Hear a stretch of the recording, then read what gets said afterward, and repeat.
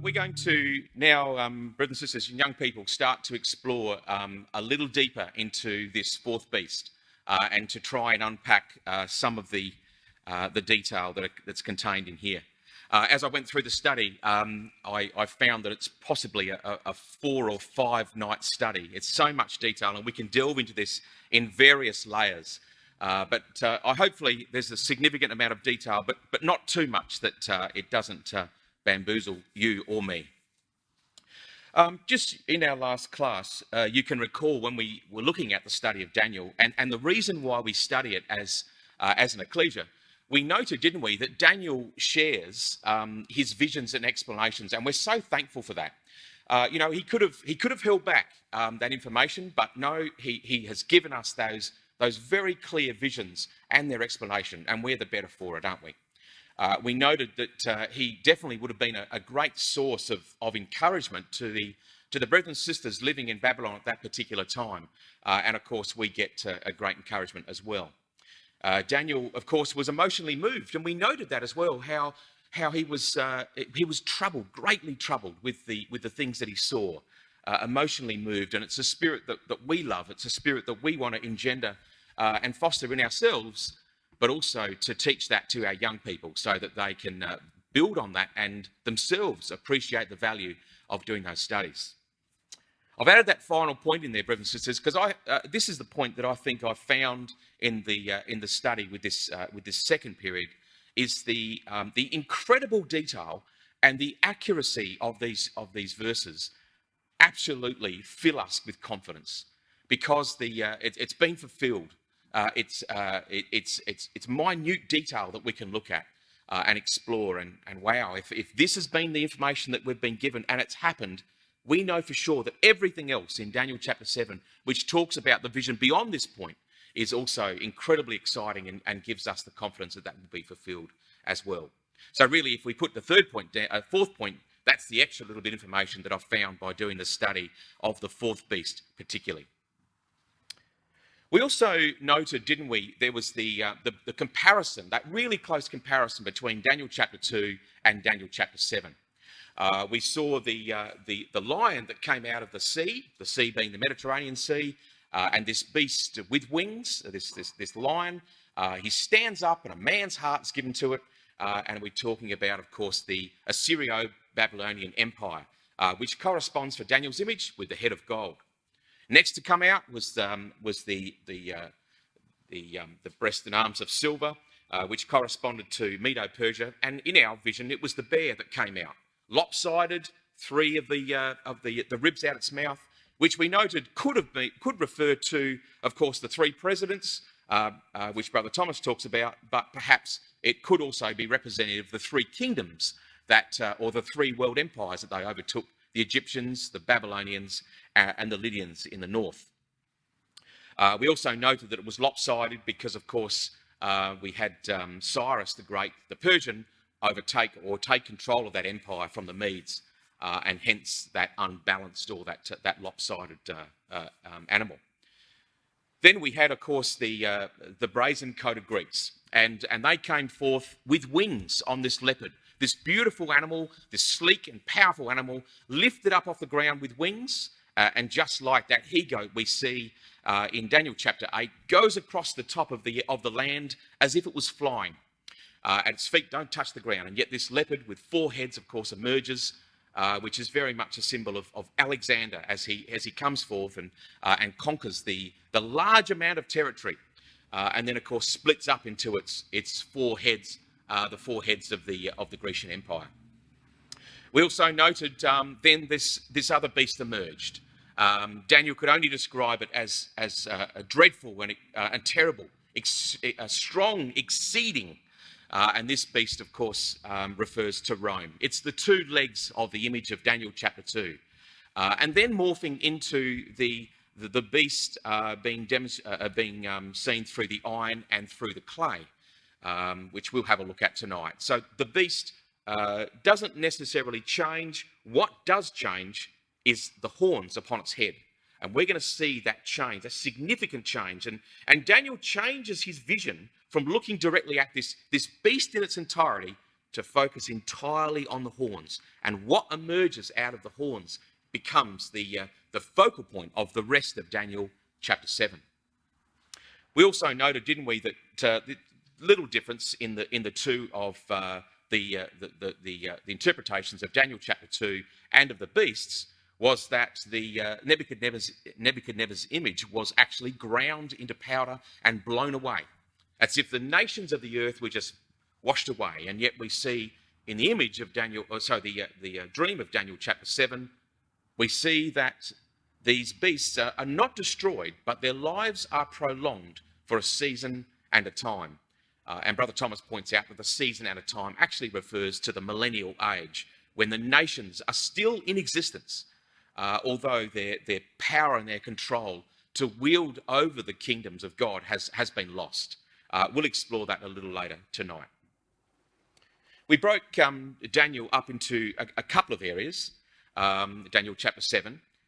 We talked about verse 2 through to verse 8, the four beasts emerging out of the sea. And often people look at this chapter 7, and just equate the chapter to the vision of the beasts.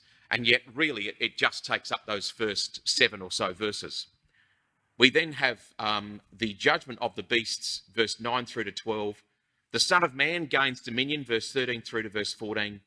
And then Daniel, out of concern, goes back to the person. He enters into that dream, and he talks to whoever's delivering that dream, the angel, and we're not exactly sure who that is particularly here, but he talks to this person, one like the Son of Man, which he speaks to, and he asks that first question: what is this vision all about?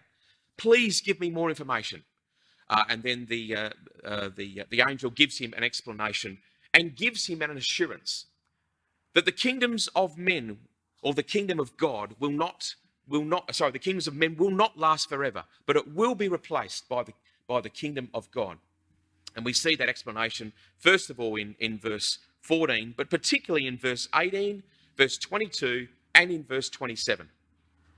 Daniel then comes back and asks for a second explanation, further detail. He's greatly concerned, and he seeks more advice and more information. He's given then another explanation and an assurance. And finally, Daniel takes on the things that he's heard with great concern. And over in verse 28, we read that, as for me, Daniel, my cogitations much troubled me, and my countenance changed in me, but I kept the matter in my heart. So even though he was absolutely concerned, worried, and stressed beyond measure. In fact, we noted the word troubled actually means terrified. It's the same word used of Belshazzar when he's standing there with the writing on the wall. That's the level of concern and worry that Daniel actually had about this dream and the interpretation which he saw. We then just touched briefly on that fourth beast. We noted that it was unnamed and unknown. Dreadful, terrible, strong exceeding, so much so that there's no zoo animal that we could equate to it. In fact, the Chaldee word for dreadful means to slink or to slither, and we noted possibly that it looked more like a crocodile of some form, as Isaiah says, the dragon of the sea. We also noted it had iron teeth, 10 horns, and nails of brass, which gave us the links between Daniel chapter 2, brass, and the iron, of the legs of the iron, but also in Daniel chapter 4, the bands of iron and brass around the base of that tree. But we'll deal with some more of that tonight. In its manifestation, we noted that it represents Rome, both political and ecclesiastical. And all those characteristics are actually combined in Revelation chapter 13. And we noted particularly that it was about Rome and Rome's strength, etc. So where we want to start tonight with our vision is first of all, just to explore all of these verses packed together in one diagram. And while we can hear the rain and the wind blowing in the background, it's nice to be in a cool hall, in a warm hall, but all together. What I'll put on the screen is actually an image of all of the verses and the explanation all together in one diagram. And I don't want you to look at particularly the detail of the words. I want you to have a look at the structure, how this has been designed. First of all, we note that across the top, in the lighter shade colour, we have the descriptions. The first description is actually from verse 7 through to verse 8, okay? And all down that column, you'll see words which relate to that first description. Then we have another description in verses 19 through to verse 21, and that's when Daniel said, please give me some more information. And so we have our second description. Then finally, when Daniel came back and said, I need some more information, we see that we get a final description with a lot more detailed interpretation. What I want you to notice too, in that first description, we're not given all of the information. It's only part of it. But as we move through those three descriptions, it's like the book of Revelation, where we open up a telescope and we're given further detail as we go along, all the way to the very end, where that first description doesn't even comment about things like the changing of times and laws, and doesn't comment about the period of time given to the beast. It talks about times, and dividing of times in the very last section. So if you like, that telescope unfolding, and we get more detail as we go along. What I also want you to note is that across the three visions, going across ways now, we get these particular phases of the empire, or phases of this beast. Phase 1 refers to Rome as a literal empire, lasting up to around the year 476. We get phase 2, where we develop these 10 horns. And you'll note across the middle, we've got 10 horns mentioned in all three of the visions. Again, I'm referring to the detail inside there, and I'm trying not to get to do that. We'll do that in a minute. But also want to note that the final phase is across all three of those visions as well, and we see the emergence of the Holy Roman Empire. Starting off with just a small amount of detail about little horns and horns being plucked up, but all the way to the last section on verse 25 and verse 23 to verse 25, where we get that real detail about that Roman Empire, the Holy Roman Empire. When we look a little closer, we can see it there in those different phases. And you'll note that I've just bolded some of those key words which appear across all the same visions, but also some of the key elements that we need to note. Things like terrible and strong, nails of brass, diverse from all the other beasts, and the interpretation, it'll be the fourth kingdom upon the earth, it'll devour the whole earth, etc. So you can see that the language is pretty common across both of those, with a little bit extra detail, and that's what we want to gather. Pretty similar with the phase 2. It just gets a one-liner, but in reality, it's just the 10 horns. The 10 horns is repeated in the second description, but the third description, or the interpretation, tells us that the 10 horns are 10 kingdoms, and that becomes a significant bit of information for us. And finally, we have then the fourth beast manifested through the phase 3, the emergence of this Holy Roman Empire. And of course, what we talked about is a little bit of information given around horns being plucked up, 3 horns particularly to note. Then this eyes and mouth speaking great things, which is repeated in the last section. But finally, we note we've got in the last 2 sections only talk about the wearing out of the saints, war with the saints. And also the last vision only talks about times and laws and the period of time given to the beast. So let's pull all of that together into a summary vision, if you like. And I think we can see that really then is if you like, just the one slide which gives it all together in a really clear, simple way. We're talking about these various phases of the Roman Empire, and all the way down to remaining in power for 1260 years, which becomes a really significant point, which we'll look at a little later. Now, we are going to have to do a little bit of history and maths. And Brother Adrian will stand up here and talk about art being important. Art's only important when you want to hear or actually see the visions being drawn. But when it comes to the detail, we actually note that the 2 important subjects are history and maths. So just a little bit of a crack there at Adrian for his focus on art. Now, I just want you to note, first of all, that when we move into the phase 1, Rome as an empire, we need to pick up the words that are shared across those 3 visions. So what's the language that we have in phase one that we've got to focus on. The next empire after the Greek Empire, it's powerful and ferocious. It devours and breaks in pieces and stamps. It has iron teeth, brass nails or claws. The metal is used of Rome and Greece from Daniel chapter 2, and the teeth and claws were used to tear to pieces. And that's the information that we gleaned from looking at that first, second, and third interpretation all brought together. And that's that information from our summary slide. What we're talking about, brothers and sisters, is the Roman Empire.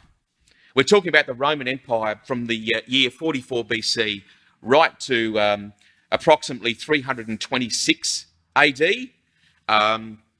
Not the end of the empire, by the way. It's when Constantine split the two parts of the empire into east and west.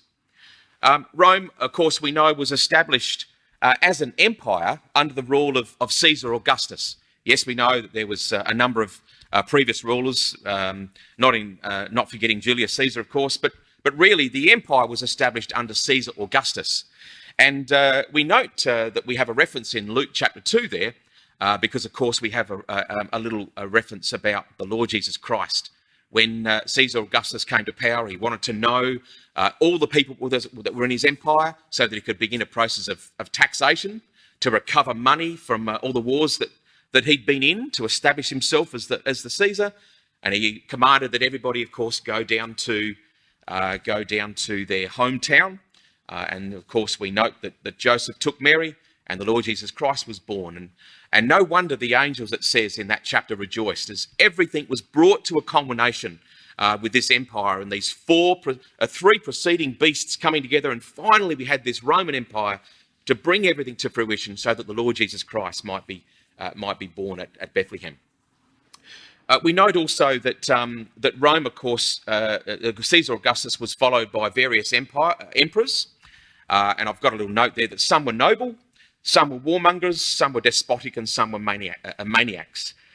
In reality, we could spend all night talking about Roman emperors and all the rest of it. But really, that's not the subject of what we're considering here tonight. We're more getting into the detail of the horns that emerge more than anything. The image there is of Caesar Augustus. But what we do know, which is really important information from Daniel chapter 2, is that the two legs of that image, of course, correspond to the east and west of the Roman Empire, those two legs of iron. And we know, don't we, from our history books that Constantine actually split up the Roman Empire and he took the military power particularly across to settle at I've got on the screen there, it's called Byzantium, right in the centre next to Macedonia. It's the Byzantium Empire that was established over a period of time, but really the capital was Constantinople, which we know today as Istanbul. The Byzantium Empire in the east was eventually overtaken in the year 1453 by the Ottoman Turks. It survived the Crusader period, but it had various emperors over that empire, and we're going to be introduced to one of those in a moment. Where we want to focus, though, from now and going forward is Rome in the west. Rome in the west was eventually overtaken by barbarians in the year 476. But up to this period that we've been speaking about, we're talking about a ferocious beast that was strong exceeding and terrible and break in pieces and stamp the residue. And what we're talking about there is the manifestation of Rome as an empire expanding its borders from the area that was previously occupied by the Persian and Greek empires, but now moving more westward, heading over to Great Britain, going up to the borders of the Rhine, all the way through the area of Gaul. And of course, we can read our asterisk comments to get the full story sitting behind that in a more comical form. Interesting to note that Brother Thomas talks about the fact that Rome never completely stamped out Persia. He talks for quite a lengthy period of time about the fact that Persia was there and was a thorn in the side of Rome for many years. And that was never completely destroyed. And yet he notes that the Rome of the latter day, the Gogian host, if you like, will take that control of Persia and absorb Persia into its kingdom, which is just a fascinating thought. We touched on that last time when when we talked about the bear and the leopard and absorbing those that kingdom. So we've talked about that phase 1, if you like. Let's now shift our mind across now to phase 2. Phase 2 of this beast, if you like. And we note it was just a one-liner that the empire would turn into 10 kingdoms. So 10 horns on the top of this beast. All right, and we notice the language there in verse 8. Let's read that together. End of verse 7. It was diverse from all the beasts that were before it, and it had 10 horns. And I considered the horns, and behold, there came up among them a little horn, before whom there were 3 of the first horns plucked up. So I just want to pause it there, but I want you to note that the language now focuses from now on just on those horns and what's happening amongst those horns. We've moved away from this beast as such, and even though it's the horns on top of the beast, it's almost like the camera's just zoomed in. Forget the rest of the beast, this terrible animal that's there. We're going to now just focus just on the top of its head and look at the horns. The nation itself, the nation or the empire of Rome, from that period where Constantine moved over to the east, it suffered a range and a series of attacks from quite a large number of nations. And although we've got this 10 kingdoms, which of course corresponds with the 10 toes of Daniel's image, we note more than anything that 10 is a representative number. It's a representative number of the nations that attacked Rome. And on the screen, I've got about 12 of them. The Celts, the Thracians, Parthians, Picts, Visigoths, Ostrogoths, Vandals, Huns, Franks, Saxons, Lombards, and Burgundians. Some of those you'll know from history. Some might be new to you as they were to me. But all of them were essentially various nations that attacked this empire over a period of time. And they came from everywhere, from all quarters, different parts of Europe, and attacked the city and made attempts to destroy it. And almost every time in history, the rulers or the emperors at that particular time sought help from the Byzantium Empire that was emerging at this particular time. And so we see that there's some support coming here and there for those invasions. But I just want to show you a map which describes Odoacer's kingdom, who was the final ruler at that particular time. He actually was the final barbarian, if you like, to destroy and to sack Rome in the year 480 AD. Interestingly, the final emperor that was ruling Rome at that time, his name was Romulus Augustus. All right, so the founder of Rome, and of course the first emperor, into one name.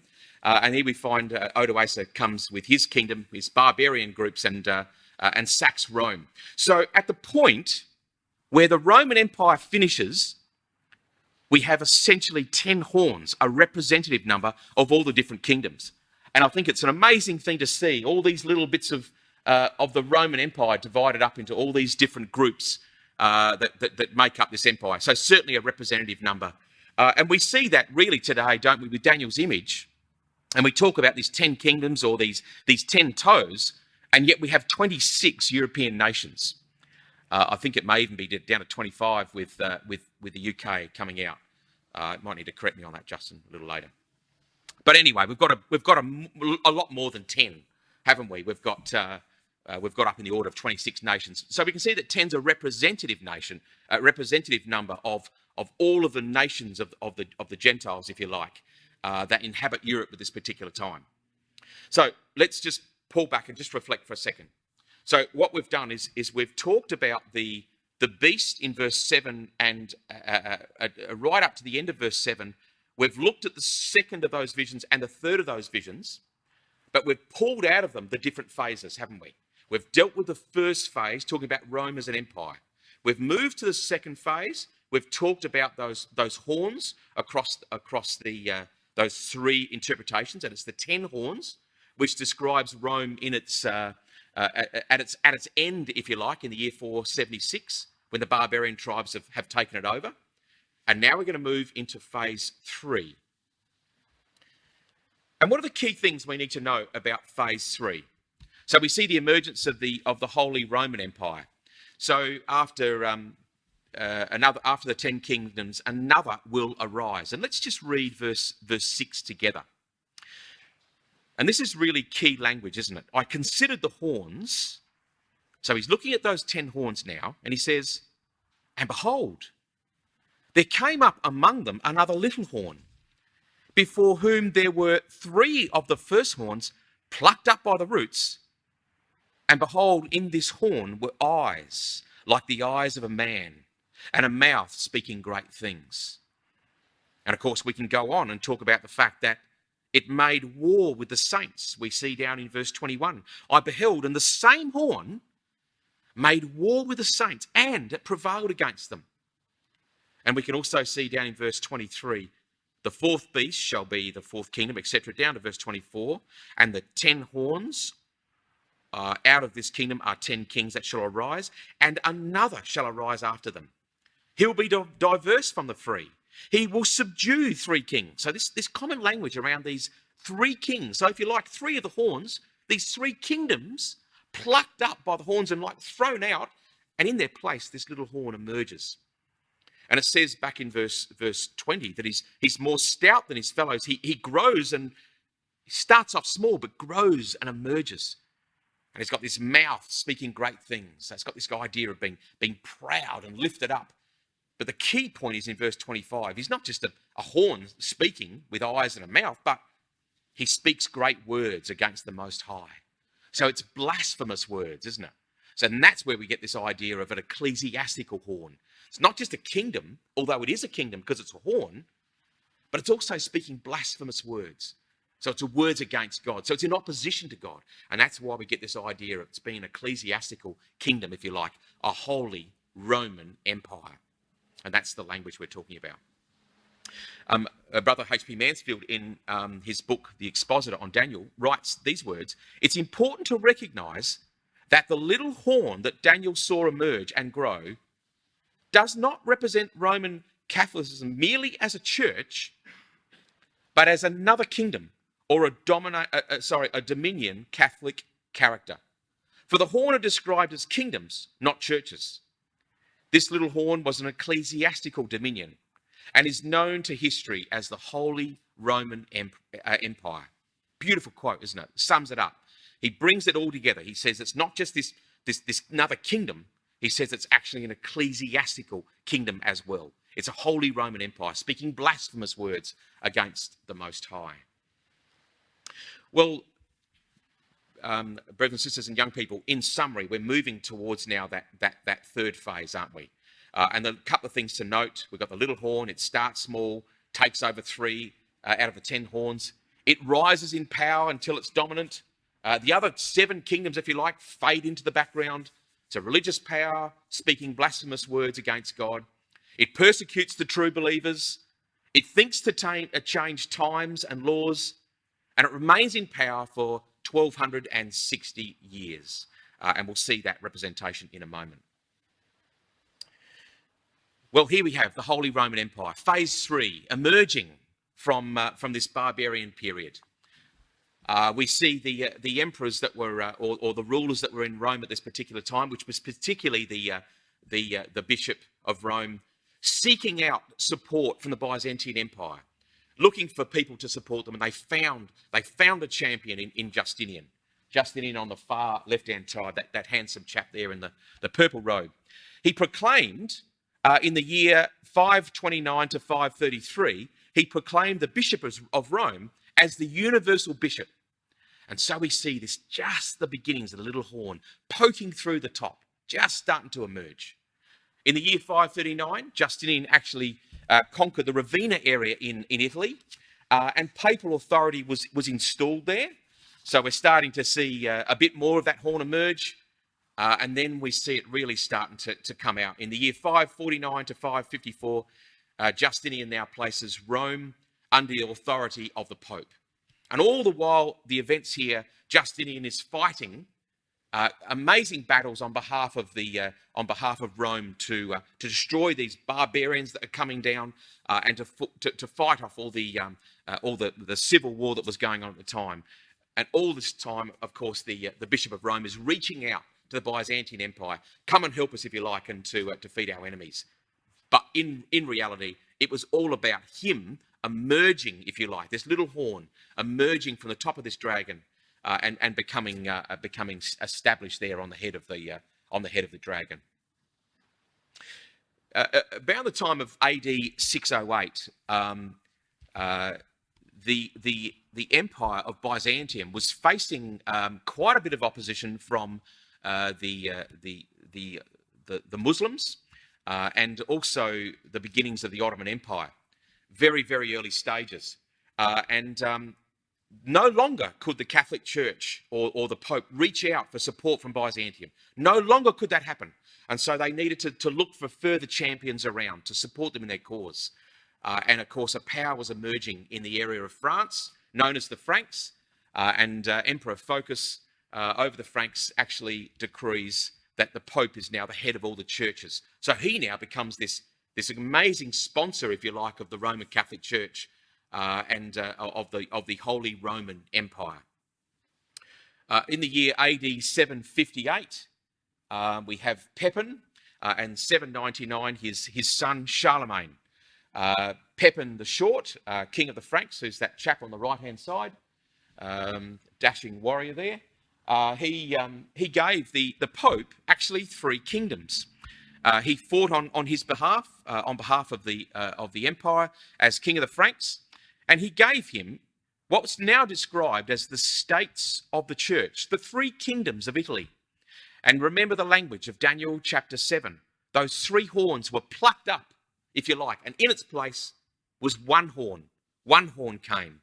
And the 3 kingdoms of Italy that were pulled up, I can hardly pronounce some of their names. The Exarchate of Ravenna, the kingdom of the Lombards, that one's okay, and the state of Rome, that one's okay as well. And so the Pope actually gains some physical territory to rule over. Now, not just a power or a church, now we have actual land. Now we have physical territory. And now we can properly describe as a kingdom in our own right, a Holy Roman Empire. Interestingly, Charlemagne was crowned emperor of the Holy Roman Empire in Christmas Day in AD 799. But I just want to just touch on that just for a second. About a year and a half ago, we're in Germany, and we just went to a castle in the town of Nuremberg, which is described in that place as being, if you like, the jewel of Germany, where all the emperors came to, and there were some pretty famous people that went along to that place there. But in the actual place itself, inside the castle, was these signs describing the development of the Roman Catholic Church right up to the Third Reich. Was just unbelievable. And really interesting, that sign, and I know that's really hard to read, so I'm going to read it for you if I can find my slide.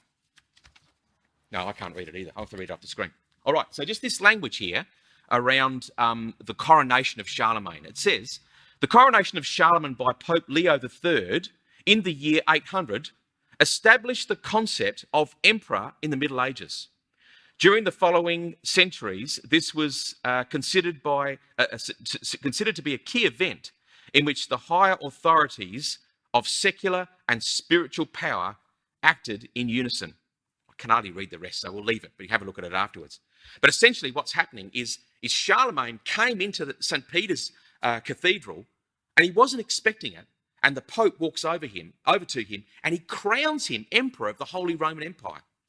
There's a lot of speculation whether he was pretty happy about that, and some say he wasn't. But what essentially happened is that it meant that Charlemagne, the king of the Franks, became, if you like, the most important king of the whole empire because he had the authority of the Pope, which essentially made the Pope the kingmaker.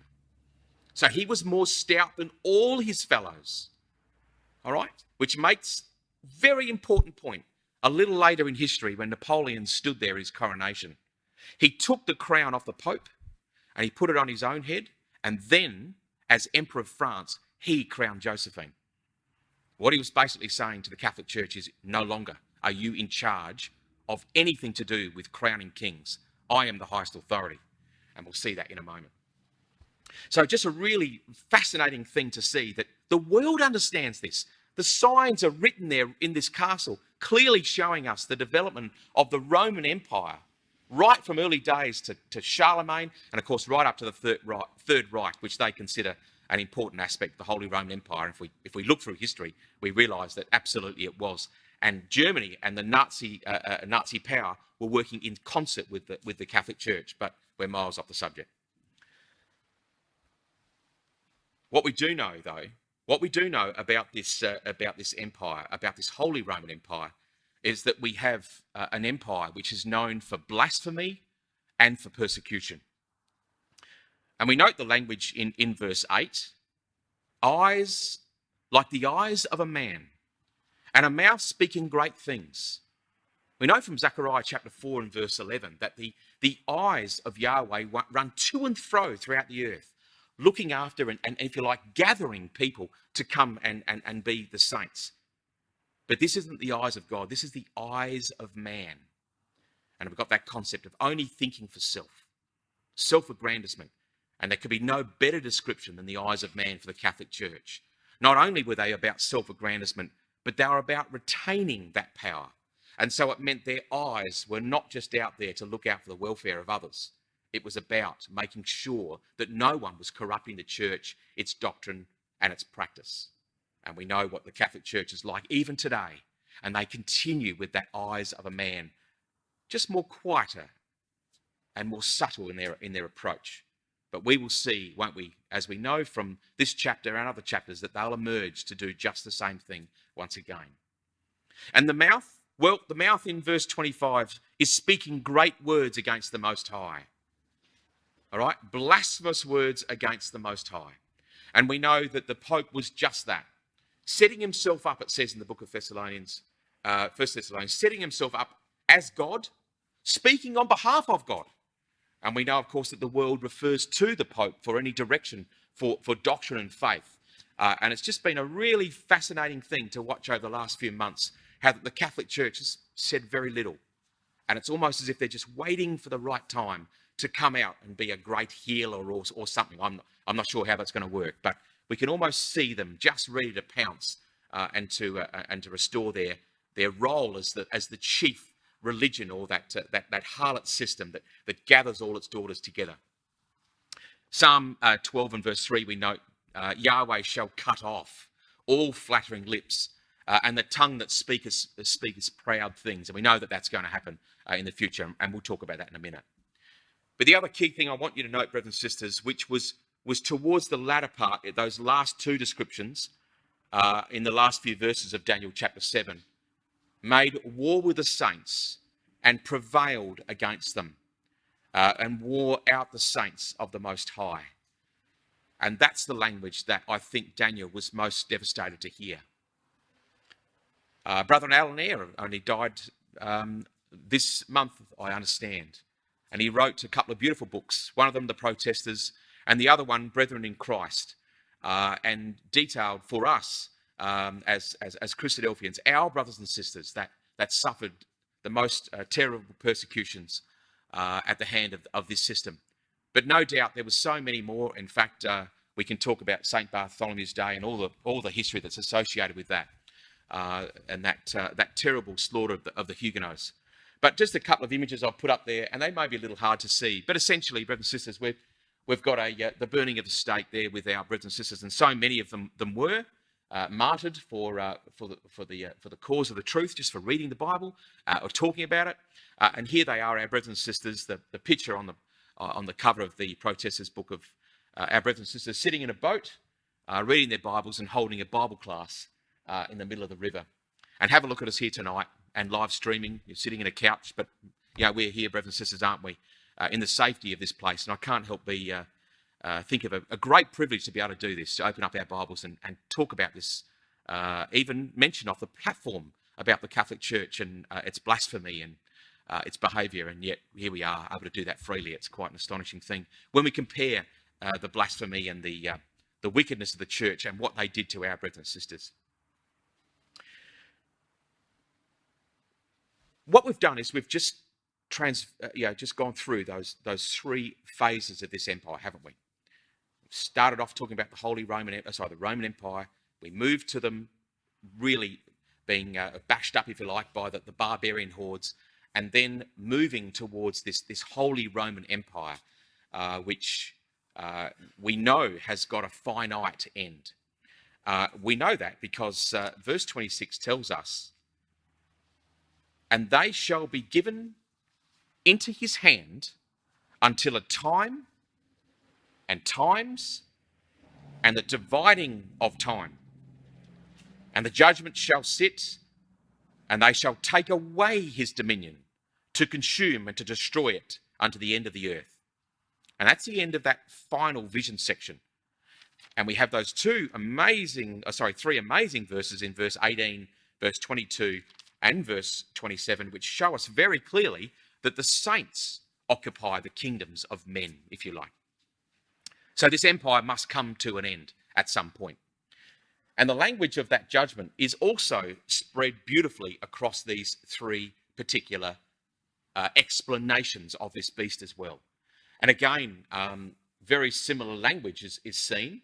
We note that only verse 26 talks about verse 25 talks about time, and dividing of times. But by and large, the language of what's going to happen to this system is spread across those three visions, and talking a lot about the saints, of course, possessing that kingdom. But let's just explore for a moment that language until a time, times, and the dividing of times. And there's a little bit of maths for you. I'm just going to read Brother H.P. Mansfield's summary, and then we can just look at the sum. The word time, he says, denotes a set time. So technically a year, which is the obvious appointed division of time, whether it be lunar or solar. The phase, therefore, represents 3.5 years.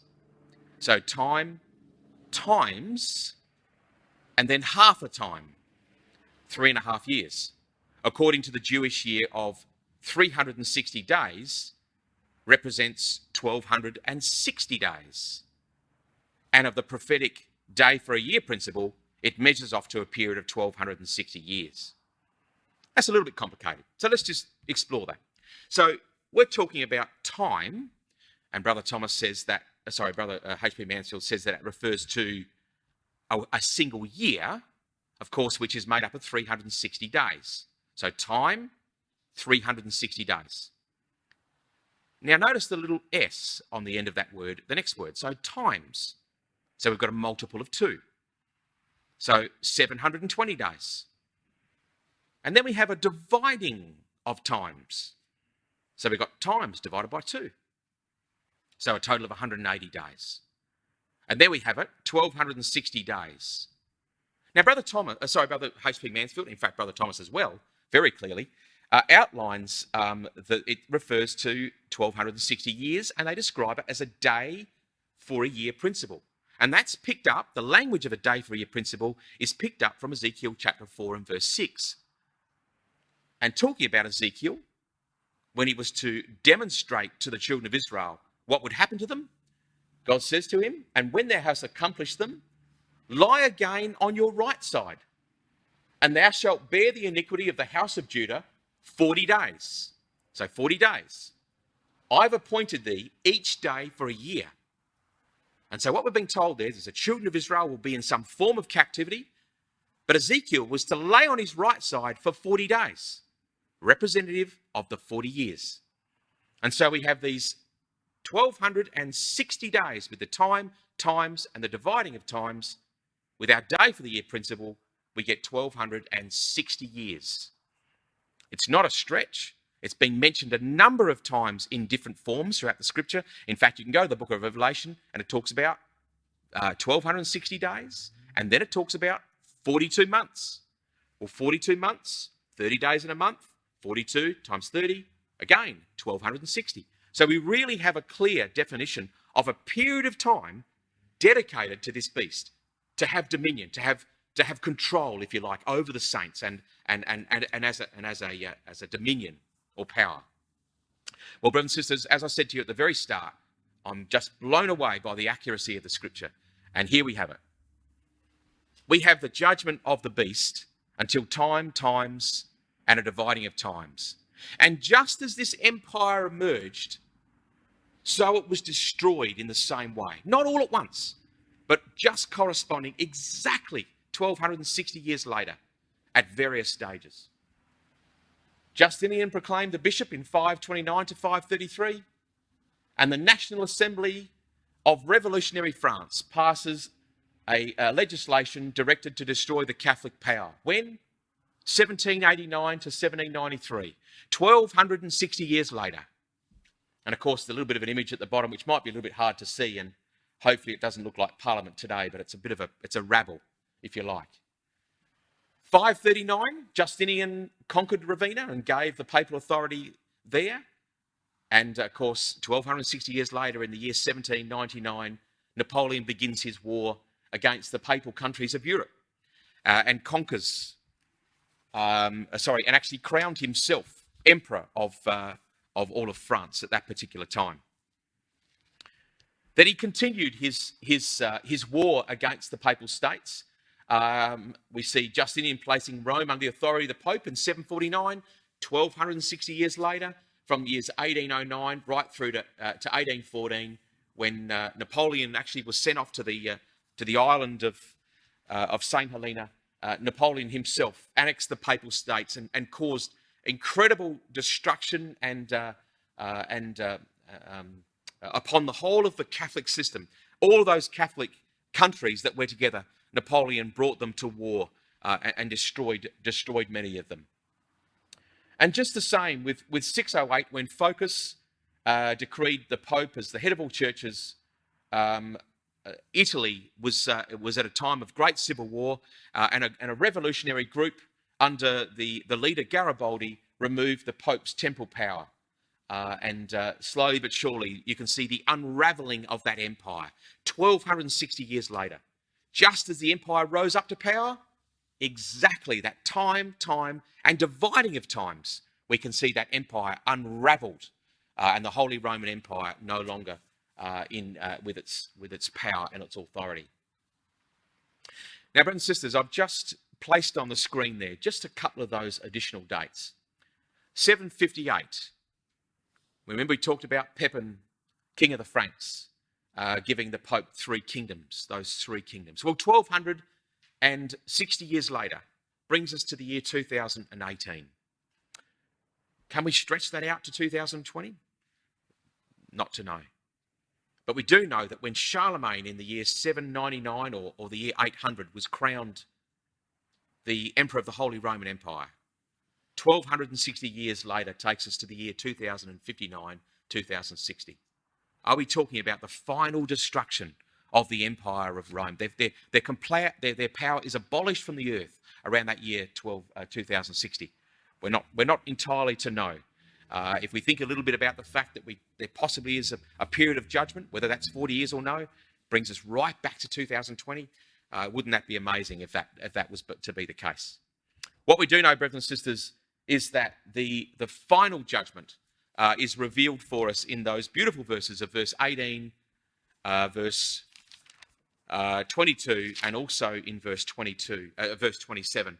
The kingdom and the dominion and the greatness of the kingdom under the whole heaven shall be given to the people of the saints of the Most High, whose kingdom is an everlasting kingdom, and all dominions shall serve and obey him. And what we've been told there, brothers and sisters, is that beast's dominion, although diminished, will continue on for a period of time, but then at that kingdom age, the power of that beast will be removed forever. And what we're told here is that beast's dominion is not wiped out completely. And so, of course, we see the beast, although their dominion was taken away, they're still in existence for a little longer, a period of time, right up until we see in verse 11 and 12, where we see that beast was actually destroyed by a burning flame, a lake of fire, if you like, described in the book of Revelation, when they are completely abolished and taken away. What we do know, brothers and sisters, is that this deeply troubled Daniel. It says in verse 28, hitherto is the end of the matter. As for me, Daniel, my cogitations, which really means my deep thinking and meditation, much terrified me as that word means. And my countenance changed in me. It's like it was a visible sign of someone who had received the most awful and devastating news. But very interesting point here, brothers and sisters, I kept the matter in my heart. And brothers and sisters, I can't help but think that the reason he kept that in his heart was because he didn't want to upset his brothers and sisters at that time. There was wonderful news for them. That head of gold, that lion at the very start of that vision, was going to be removed. And he could tell his brothers and sisters that. But the fact that there was likely to be a number of successive empires, a long period of time, persecution of his brothers and sisters, both brethren and sisters like us and also the Jews, and also then a period where there was full control of an empire blaspheming the God of the Most High, must have deeply troubled him. And he kept that to himself, not wanting to share that information. And brothers and sisters, Brother H.P. Mansfield writes, Daniel pondered the significance of the vision, was troubled because he thought that the setting up of the kingdom of God was at hand, but the revelation implied long epochs of persecution experienced by the people of God at the hand of anti-God forces. And he was saddened at the thought of the suffering imposed on them. And so we leave our chapter there, Daniel chapter 7, with Daniel worried and concerned about what he saw. And brothers and sisters, the question then has to be asked for each one of us here today. If this beast has come to an end in some form and yet still is in existence, when are we going to see the saints taking hold of the kingdom? When are we going to see this kingdom coming back to rid this beast forever from the earth? For it to be cast in the fire, as it says in verse 9, a flaming fire. When is that going to occur? We don't know, brothers and sisters, do we? And we look around the signs of the times and we get an indication we're close. And that's encouraging. But we don't know, do we, exactly? And we point to some of these timelines and we speculate, really, because we're not told the day or the hour. But I just want to leave you, brothers and sisters, with just this thought. Just tonight, the world will experience 3 incredible events that will happen tonight while we sleep. In fact, some of them are starting now. On the far right-hand side, Russia has been voting for some time now, for the last week or so, for Putin to gain presidency over Russia until 2036. And tomorrow morning, we'll have the results of that election. All right? We don't know whether he is Gog. Ezekiel 38 talks about a strong man, one at the top. He fits the bill. If he's in power until 2036, we certainly could see him being part of that Russian confederacy coming down. We've got 10 years of a judgment period, we believe. And here we have a strong man at the top. Could be. Tonight will be the results of that election. Tonight, Germany takes responsibility for the EU presidency. It's a rotating presidency, but Germany takes control tonight. So here we have, if you like, the seed of the beast, Magog, taking control of the EU without the United Kingdom, able to do what it wants in some ways. And they take responsibility over in Europe tonight on the 1st of January, 1st of July, I should say. And the final one, brothers and sisters, is one which I think is fascinating. Tonight, the 1st of July, Benjamin Netanyahu has been given a green light to begin his annexation of the area known as the Mountains of Israel. Known as the Mountains of Israel, which is fully occupied by Palestinians at the moment and with a few settlements spread over top.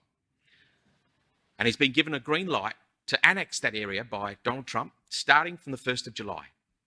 We don't know when that will actually happen or whether he'll actually go ahead with it. But if he does, Israel takes control of the mountains of Israel, described in Ezekiel 38, as always been laid waste and now are inhabited. Are we seeing the beginning of some really terrific signs which happen while we sleep tonight?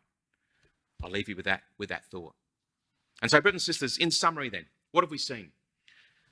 We've seen a really amazing vision unfold. We've seen a man, Daniel, thankfully, being able to talk about his vision. being able to explain it to us.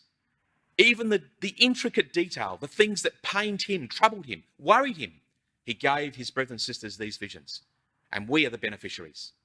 We've seen a system from the Roman Empire through to this period of barbarian hordes, right through then to this Holy Roman Empire with all its ugliness, terrible. This stout little horn pushing up, speaking blasphemous words, persecuting God's saints. And when we see its temple power taken away, particularly through the French Revolution. And we know, brothers and sisters, even though it hasn't been completely taken away, temporal power has been removed, it still is in existence. We're waiting for that day, brothers and sisters, when we are the saints and we can take control. I've put this slide up on almost every talk we've had this year, preparing to participate. We are, brothers and sisters, those kings and priests. We're the saints that's going to bring about that change. And Revelation chapter 5 talks about that, the fact that we're the redeemed, aren't we? And we will sing that song, the blood by thy blood, out of every kindred and tongue and people and nation. You've made us unto our God kings and priests, and we shall reign on the earth. It's us, brothers and sisters, who will bring about the ultimate end of that system which we hate, which Daniel hated, and of course, God absolutely despises, and will bring about those things. So let's, brothers and sisters, prepare now to participate in that glorious kingdom coming on the earth.